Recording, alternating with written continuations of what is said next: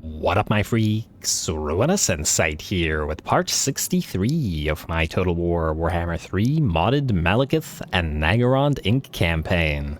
So as we saw last time, Lorelorn and the Wargrove of Woe were our targets last episode, and both the Griffinwood and Lorelorn Forest themselves have now fallen. Granted, they do each have an army remaining, Dulas and Draika still running around, and weirdly enough, Dulas doesn't appear to be suffering attrition despite not having a home region. That's actually quite odd, but, well, I guess it's not our problem at the current time. Either way, these guys are now no longer a concern of ours, at least for the next little while, so instead we will be turning, finally, to Athelloren itself. 4 factions pretty much down, and just a couple more to go. I'm just gonna do this real quick, like so, and yeah. And I just wanted to get a few more defensive units in here, just in case we have to leave it and then it gets attacked. Anyway, Athelloren time, and this one we're going to have to use our thinking brains, or use our thinking heads for this particular situation, as we have to do this right, or we'll get screwed over. Now, first of all, Malekith can't move because he's stuck because Dataen spawned on top of him, and not in a good way, so we're going to have to attack Dataen first just to open this up. So, to Dataen we go. You will not be able to run, and nobody will move in as a reinforcement. We also have to be careful about suffering too much damage,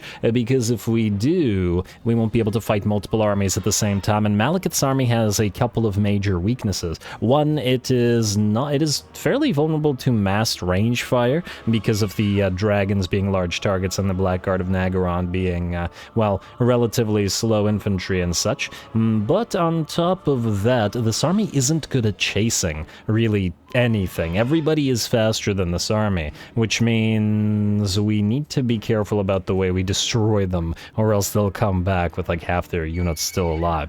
Anyway, I do believe I put you into Druki first, right? Good, good, good. Just a little bit worried that I didn't. Here we go, let's start it off. Malekith.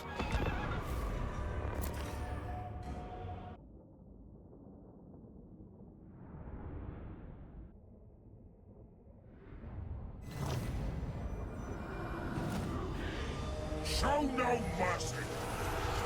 Show no mercy indeed. It is finally time for Malekith to make a move. We've been waiting around a little bit since the start of the endgame scenario, but Malekith is a patient guy, so it does make sense that he won't attack immediately. Now, this particular battle is inconsequential in some regards, in the sense that we need to maintain HP to fight after this, so we're going to pull out all the stops, all the spells, soften up our targets as much as possible, rather than what I usually do, which is limited to some degree so that our actual units can get a nice fight. We have plenty of fights to choose from after this, so now it's time to do damage. All the damage instead.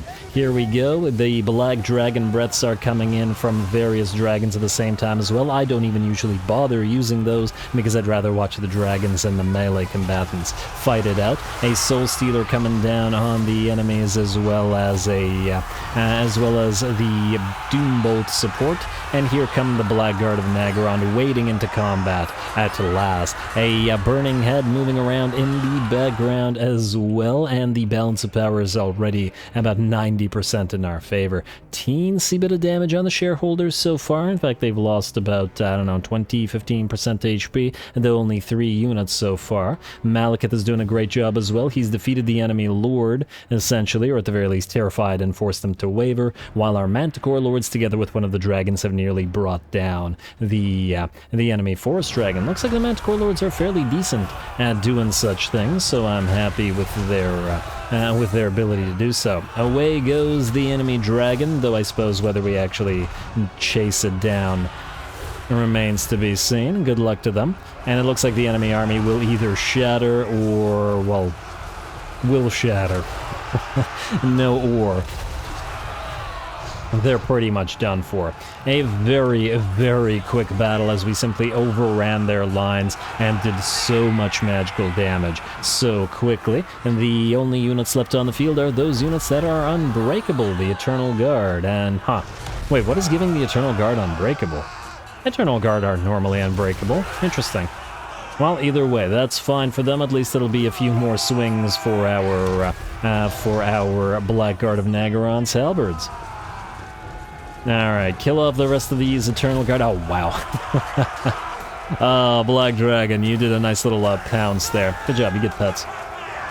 Alright, gotta love those glowing eyes on the Black Dragons as well. Anyway, with that, the last of the enemies are destroyed and the battle is ours. We're gonna do our best to chase the enemy out, but it looks like we achieved this one while taking very little to no damage on most, if not all, of our units.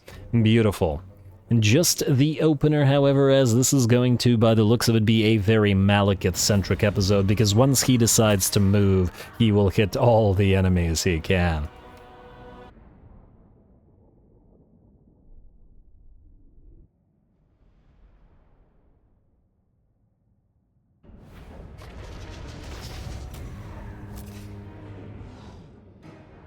Alrighty, looks like a teensy bit of damage on the employees of the month and the shareholders, but we can heal them up to full HP. The single entities are all more or less fine as well, so we're reasonably okay after that. Of course, the army will survive, but it will move beside another army, which may be of benefit to us. Now how do we proceed? Well, the thing is, we need to get this army out of the way as well. Damn these armies for being in the way. Basically what I want to do is I want to get Malekith to attack Milnel here, to draw out as many of these guys as possible. It may also be beneficial for us to move Mabe Granite Stance every time with Malekith, so that we can use her Silver Helms to chase the enemies down as they run. Now, of course, the Shellray Wormscale is also capable of the same sort of thing, but we may be better off using her to attack some of these guys instead, or even these guys. Hard to say which would be the superior option. As I said, we're gonna have to put our thinking caps on for this particular portion of the campaign. I think, Malekith, you're gonna need to clear Milnel out as well. Let's try to do this without taking any further damage. Then we can hit the second Milnel and hopefully a massive battle right after. Attack again. Alright, and hopefully he can still move close enough afterwards. I guess another problem is if he gets too hurt, he's going to be surrounded by enemies after these couple fights, so it's going to be interesting. Anyway, Malekith, attack yet again, still a one-on-one. Don't need Lightning Strike if the enemy is only one army by itself. Here we go.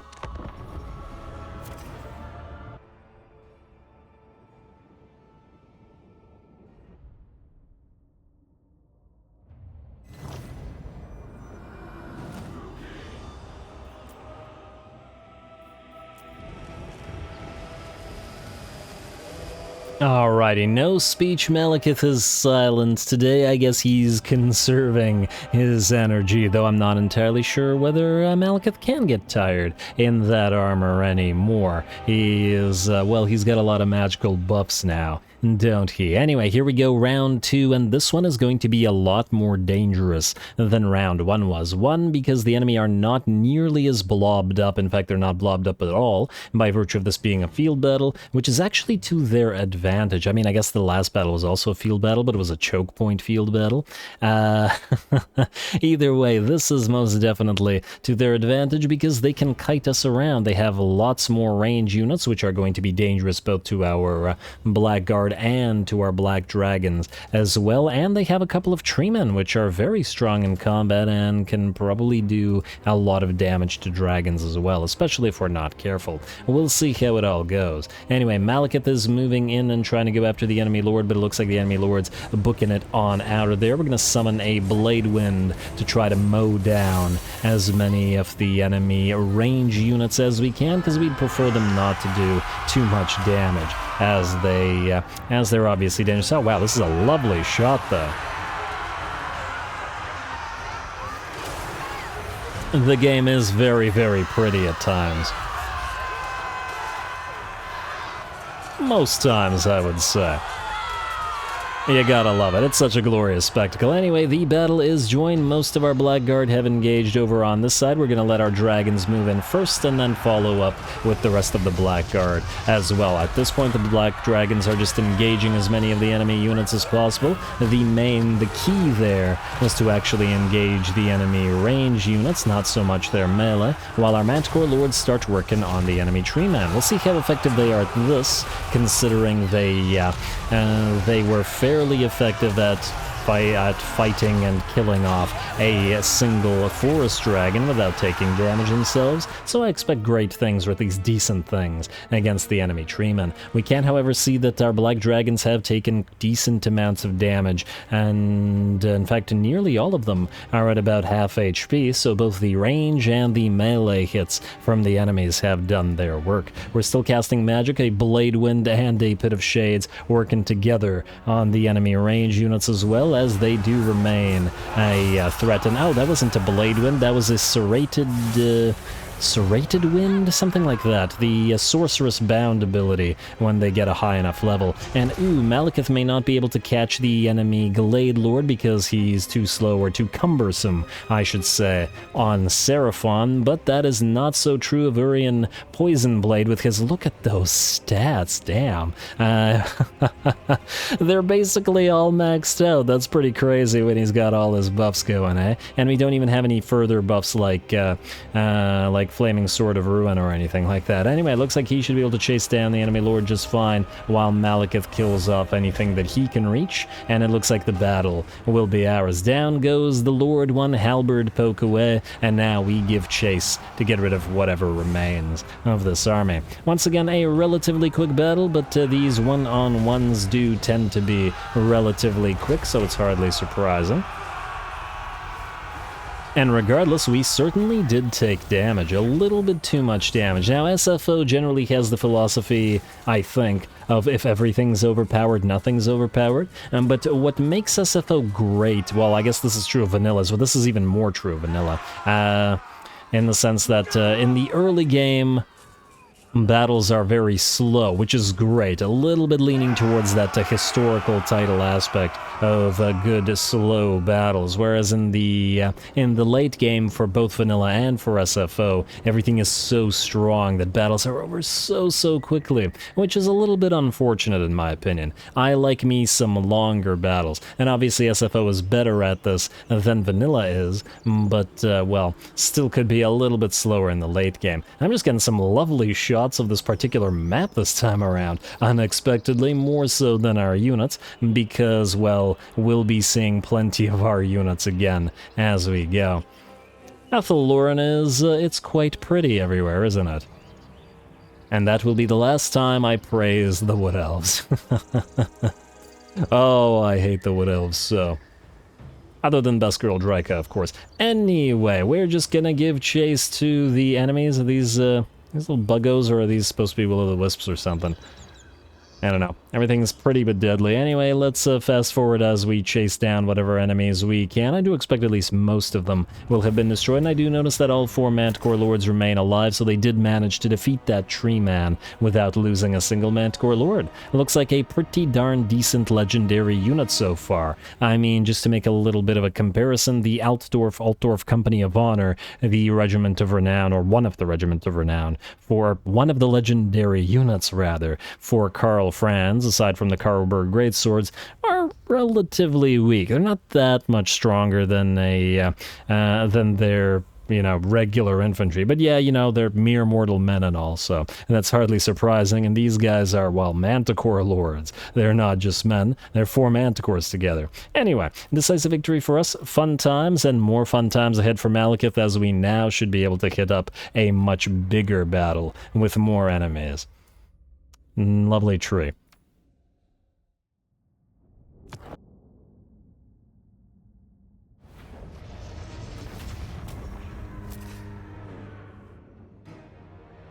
Alright, a little bit more damage this time around, especially to the Black Dragons. I made a bit of an error in sending the Black Dragons to fight tree men, as it seems the tree men are perfectly capable of holding their own against them, especially with war dancers and other units helping them out. Definitely means we have to be a little bit more careful with the dragons in the upcoming battles, as they simply won't survive otherwise, though we can always get other dragons to replace them, since we can now recruit them at rank 9-ish, which is pretty good. At the very least, Enslave will allow us to replenish fully the ranks of the Blackguard of Naggarond, and we'll just have to keep that in mind going into future battles. Now is the... oh, wait. Talisman of Insurance? Ah, you gotta be kidding me. The Crag Halls of Findal appear to be in the way, meaning Malekith can't go around them to attack Millenel.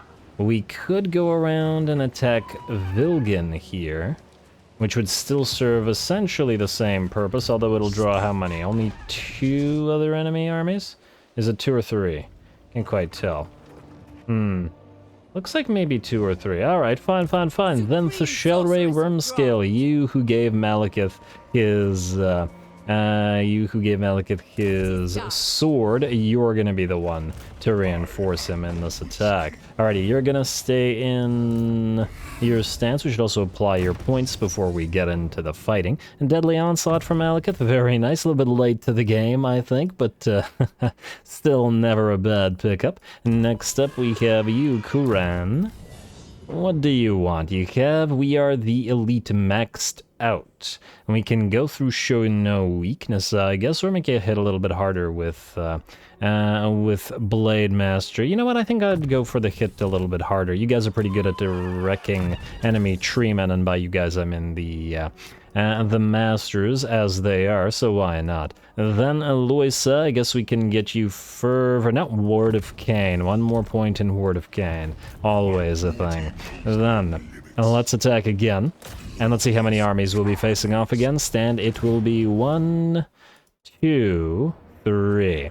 Alright, 3 versus 2. We'll have to be careful with the Black Dragons, but at least this time around we do have access to the Witch Elves and Sisters of Slaughter, which will help us out in terms of allowing us to catch enemy units a little bit better, which is always a great thing. Plus our reinforcements will be getting on the field relatively quickly at only 44 seconds, so we should damn well make good use of it. Here we go.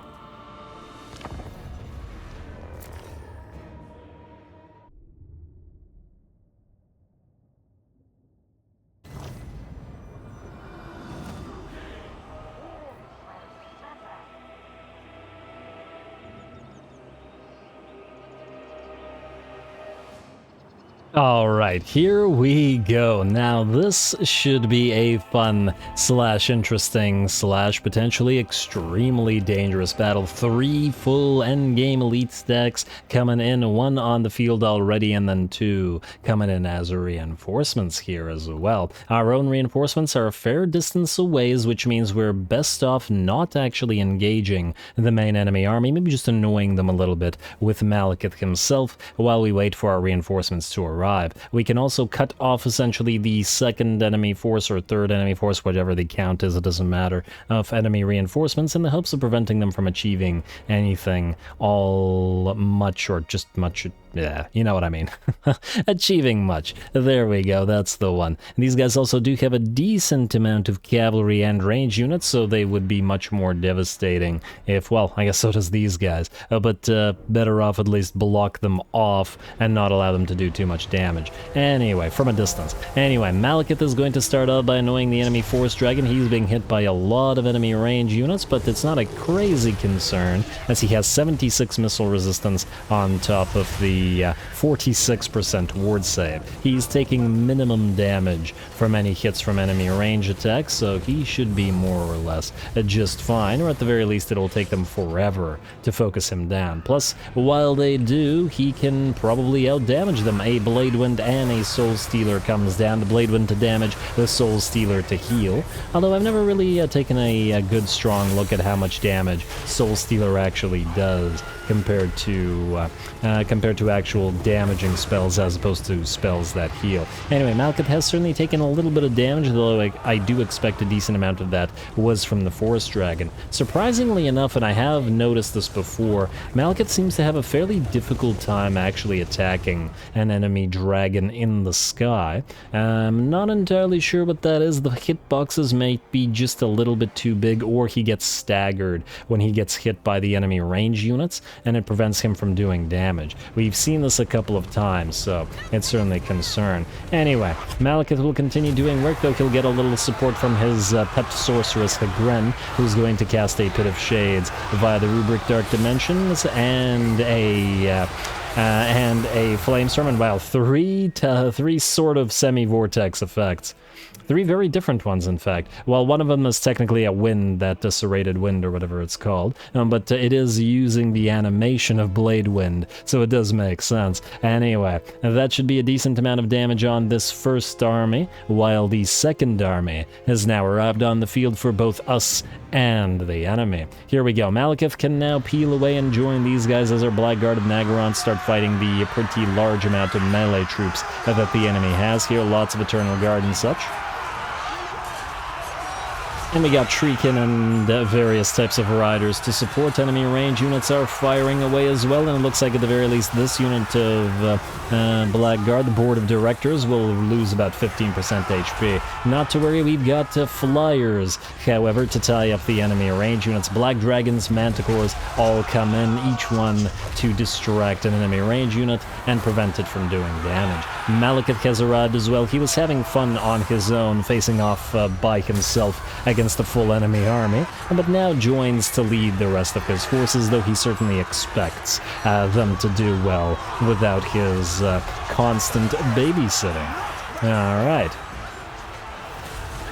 And it looks like at the very least this first army is in extremely bad shape, especially unsupported as it is by the other two armies. It's going to take some time for the third enemy army to get here as the reinforcements arrived all the way on this side of the screen, or this side of the map rather. So by the time they get to us, our own second army should be able to join the fray as well. Anyway, Malekith, continue killing as fast as you can over here to destroy this first, or second, I guess, technically, army.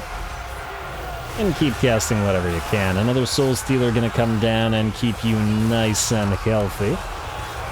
And our monsters are certainly towering over this particular army as well.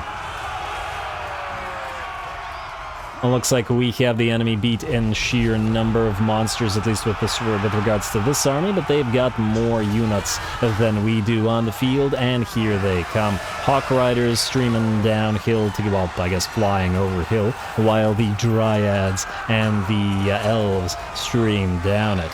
There we go. A little bit of a dark map, unfortunately, but hey, what can you do? We're also taking shots from the enemy range as well, as we can see our dragons, which were already hurt from the previous battle, are going to suffer a little bit more. Malekith is trying to take care of some Treekin because they're difficult to deal with generally, and it's better for Malekith to dish out the damage. Our second army has by and large arrived as well and is starting to engage the enemy. We're going to try to loop around them with our Witch Elves as well as our Sisters of Slaughter, because there's a pile of enemy range units here that need to be tied up, though the other units are also engaged as well. Gotta love the Witch Elves for that madness of Cain, once again forcing enemy riders into melee combat.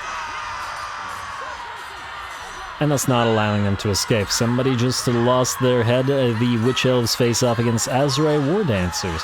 Oh, I'd love to see Witch Elves versus Blade Dancers. Blade Singers. Although it looks like they will defeat the War Dancers without, well, too much trouble, I would think. Otherwise, the bounce power is about 60, maybe 65% in our favor. The enemy still has plenty of fight in it. A Tree Man facing off against some Executioners, as well as the Death Hags and the Master from the reinforcing army. Malekith starting to move towards the third army now, as the second and first have been by and large defeated. Maybe 1.5 armies remaining. Our Manticore Lords and our Black Dragons continue fighting aerial duels, facing off against eagles and whatever else they can find, while at the same time dropping down on enemy range units to prevent them from firing. There we go, there's a Manticore Lord, down goes an eagle, and the last of the eagles will be brought down shortly as well. Especially when they get mobbed by dragons. Malekith's moving in further, leading his pile of Blackguard of Naggarond. Lucky the enemy doesn't have any crazy vortex spells to use upon us here, as this would have been a prime target for a Dwellers Below or something like that. We can also see Hagren casting in the background, a Flamestorm moving through the enemy forested area here, together with the Pit of Shades, which just ended. We're still engaged over on this side as Eternal Guard are facing off against Sisters of Slaughter. Is it just the one unit? Oh, and Witch Elves right there, whereas the other Witch Elves and Sisters of Slaughter have managed to finally get around that hill or that little cliffside and are now starting to rip into the enemy range units. These guys will go down quickly, and the rest of these Sisters will move towards these guys and hit them while they're in the woods. Alrighty, let's get a few spells working. Yeah, that'll probably clip our own units a little bit, but frankly, our Witch Elves are quite surrounded in this particular area, so we just need to do as much damage as we possibly can. There we go, and it actually didn't really do all that much damage to us in the first place. The Shellray trying to help out the forces of her own army, while Malekith deals with the rest of the enemy, but it looks like the enemy is just about done. Ooh, alrighty.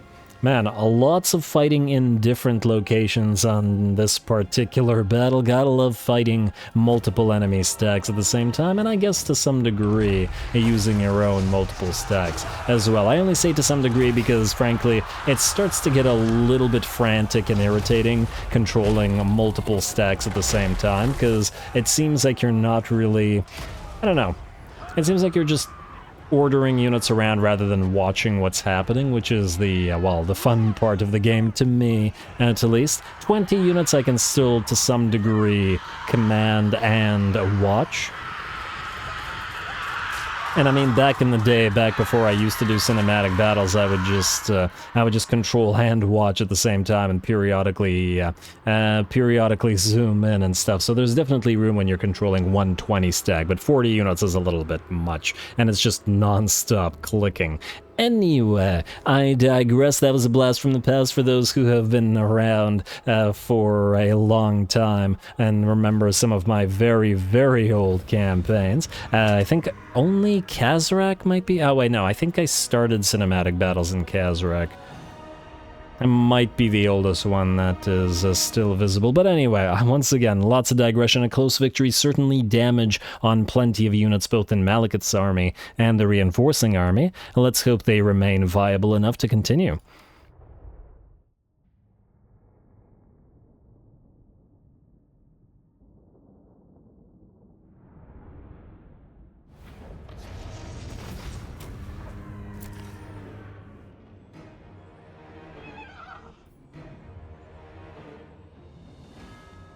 Alrighty, not too bad. Plenty of elites that we had to face off against this time around. Lots of the treemen and the forest dragons and hawks and treekin and whatnot. The enemy single entities, essentially. The army that came in as a reinforcement is obviously still alive because they were close to the edge of the map. Malekith's own army is still relatively okay, though it looks like two of the Manticore Lords unfortunately died, and our Blackguard will not fully recover. Black Dragons are all at about half HP, and the Shellray's army took some hits as well, and we can't heal her up unless she leaves a battle, so that's going to be something of a problem. Now, you are going to move down here, but you should hopefully be destroyed. Malekith is still able to fight, and is still able to move in if he, I think... Okay, yeah, I was waiting for the enemy to move, I guess. Banner of Murder, Banner of Swiftness, Elf-Servant, Overseer, Elf-Servant, a Cauldron of Blood for somebody, and yes, Malekith would in theory be able to attack here if he wanted to. He can't probably take 4 armies in his current state, so he will need reinforcements. However, this still requires some work, and so does this. I think maybe we'll send Mave to attack Tala, and then see what we have left in terms of movement afterwards. We still have the other armies here, but we're definitely not going to be able to resolve all of Athaloran within this episode, and maybe not even within the next 2 episodes, depending on how many battles we have to fight all at once. I do notice that these 2 armies are hurting besides Circo, so this might be a good place to destroy them all.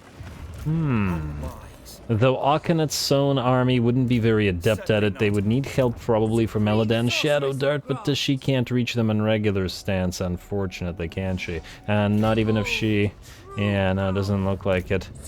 And we can't draw out the units out of Kingsglade or the reinforcements out of Kingsglade. Okay, we'll think about that, but for now, Mave, you're going to move again, you're going to move just generally and attack Tala. I'm not sure that we'll give chase to Tala, but we'll give this a try. A Pyrrhic victory. This army is definitely going to have trouble dealing with those damn tree men, though, as nothing here is going to be particularly good at killing them off. Still, we gotta give it a try. The Druki First Strike is up and running. Pyrrhic victory. Let's get that Hydra banner on probably one of the Phoenixes. Mave isn't on a, well, yeah, Phoenixes it is. Alright, here we go.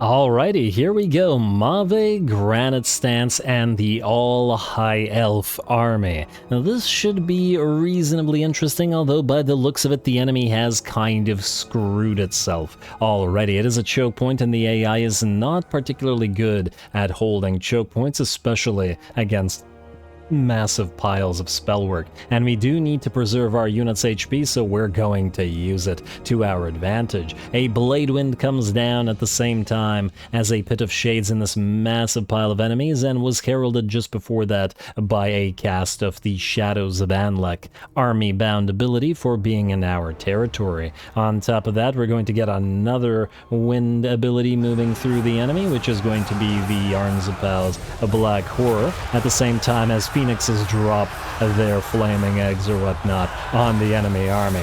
And there we go, a few spells, a few Phoenix hits, and basically the entire enemy melee line is destroyed. It is very reminiscent to me of the Zatan the Black campaign with the power of the army-bound abilities combined with those Dreadquake Mega Mortars, and just deleting armies so quickly like this. I'm really enjoying the Phoenixes, though. They do a lot of good work. I'm very impressed with them, and will probably continue to be so until the campaign ends. Anyway, with most of the enemy melee units destroyed, this army should fall without any trouble at all. Although the Silveran Guard will still get their chance to poke away at the enemy until they're all gone. Ooh, very nice, mowing them down, and Death Hag on that Blood Rack Cauldron, or Blood Cauldron rather. Not to be confused with the Blood Rack Shrine, and while the enemy is engaged, they've also left a corridor open through their battle lines, which means the Silver Helms are going to move in. I was a little bit worried that the Silver Helms would not be able to participate over much in this particular battle, because obviously they are, well, probably not the best unit to use in a choke point, but with the enemy having opened up a hole in their battle lines like this, these Silver Helms will move in, start attacking those Glade Riders in their large numbers, especially with the help of the Phoenixes, and then hitting the enemy in the back as well, at least those enemies that are still holding / fighting. Now the real battle, or what remains of this battle, is to knock down those treemen, or chop, I should say, down those treemen, both up here and up here, or down there and up here rather, as they are the toughest units that remain on the field. Everything else is pretty much done for. Let's see how well Silveran Guard and White Lions can handle a single treeman. I mean, technically, they should be pretty decent at it. Armor-sundering, armor-piercing axes of the White Lions on top of the anti-large of the Silveran Guard. should be pretty okay, although it looks like we don't really need to find out. They did a decent amount of damage, about, I don't know, 30% of the Tree Man's HP, and actually didn't lose a lot of their own units, by the looks of it, 6 to the fight, so I think they would have brought it down with fairly decent ease. The enemy will simply rout and it won't matter any further. Looks like, looks like this was a pretty easy fight, probably the easiest one we've had of the endgame scenario fights, but it is only a beginning for Mave, as she will have plenty more work to do, and this one was simply us getting luck with regards to both the choke point and the sheer amount of magic damage that we can output when the enemy is blobbed up. Anyway, chase down the last of those units. I think there's 1 or 2 still on the field, but both of the tree men I think are down. It's a close victory. Really? I guess it's a close victory because we used a lot of mana, but mana recovers at I don't know. Really? Because of just because of the Winds of Magic use? Well, interesting, but whatever.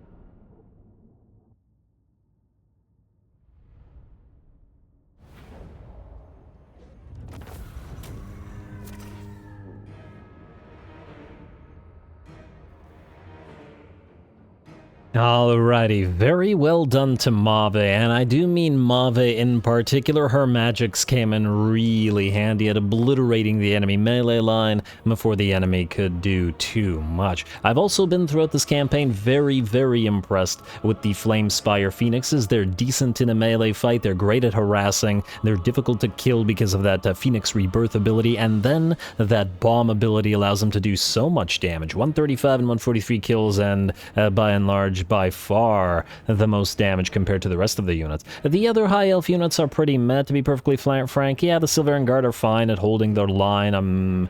There's nothing wrong with them, but, you know, there's nothing special, let's say. And then the White Lines of Trace are good as well, but, well, obviously, we have better in the form of the Executioners, and then same with the Silverhams. They're fine, especially with the buffs that we got for them, but our Cold One Dread Knights are just superior, and just plain superior.